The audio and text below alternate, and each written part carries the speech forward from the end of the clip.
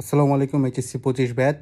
তুমি ইঞ্জিনিয়ারিংয়ে বসো আর যেখানেই বসো, আচ্ছা যারা কুয়েটে বসবা, ভিডিও কিন্তু অলরেডি আপলোড করা আছে, যে নিচেই দেখবা ভিডিওর টাইটেল দেখা যাচ্ছে, ক্লিক করলে ভিডিওতে চলে যাও।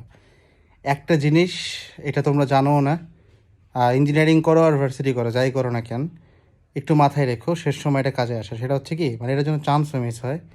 এটা হচ্ছে, তোমরা অনেকে চিন্তা করো যে ভাই পরীক্ষা আসলে চান্স পাওয়া যায় কী দিয়ে। আমি তোমার একটা স্কিল শিখিয়ে দিই, এই স্কিলটা অ্যাকচুয়ালি ম্যাটার করে, and that's the god damn thing, ঠিক আছে? সেটা হচ্ছে পরীক্ষার হলে পারা জিনিস উত্তর করতে পারাটা, এটাই হচ্ছে দ্যাট গড ড্যাম স্কিল। অর্থাৎ এই স্কিলটা যদি তোমার মধ্যে থাকে, তুমি ইনশাআল্লাহ কনফার্ম থাকতে পারো চান্স পাবা। যারা একটা হইলেও পরীক্ষাতে বসছো, ধরো অনেক মেডিকেল হয়েছে, ঢাবি হয়েছে, জাবি হয়েছে, জবি হয়েছে, একটা পরীক্ষাতে যদি তুমি বসে থেকে থাকো, তোমার এই জিনিসটা এক্সপিরিয়েন্স করার কথা যে তুমি যখন বাসায় আসছো, তুমি দেখতেছো ভাই এই কোশ্চেনের তো 80%-এ আমি পারতাম, আমার ফ্রেন্ড 60% অ্যাকুরেট উত্তর করে এসে চান্স পেয়ে গেল, আমি 80% পারতাম বাট পরীক্ষার হলে কিন্তু দিতে পারলাম না। অর্থাৎ তুমি জিনিসটা পারো বইলেই যে পরীক্ষার হলে পারবা, ঘটনাটা এরকম না।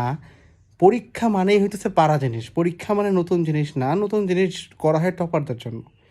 অর্থাৎ পরীক্ষার হলে পারা জিনিস পারতে পারা, এইটা হইতেছে সব থেকে বড় স্কিল, যেটা দিয়ে চান্স পায়। একটা প্রশ্ন আসবে তাইলে যে ভাই পারা জিনিস পারবো কেমনে। তুমি যে কয়টা ফ্রেন্ড তোমার ড্রিম ইউনিভার্সিটি হোক বা যে কয়টা ভার্সিটি হয়ে গেছে ভাই, অথবা তোমার সামনে ড্রিম ইউনিভার্সিটিতে যেসব সিনিয়ররা অলরেডি চান্স পায় আছে, তাদেরকে যে একটা জিনিস জিজ্ঞাসা করলে তুমি বুঝবো যে তারা পারা জিনিস পারছে জাস্ট বিকজ তাদের কাছে জিনিসটা গোছানো ছিল, এবং তারা ওই গোছানো জিনিসটা বারবার বারবার প্র্যাকটিস করতে পারছে।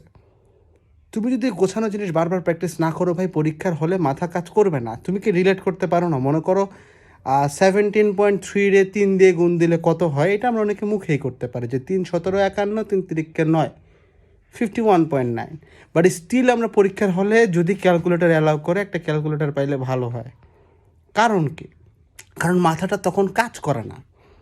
সলিউশন হইতেছে ভাই, এটা তুমি মাথায় একদম গাইথা রাখো।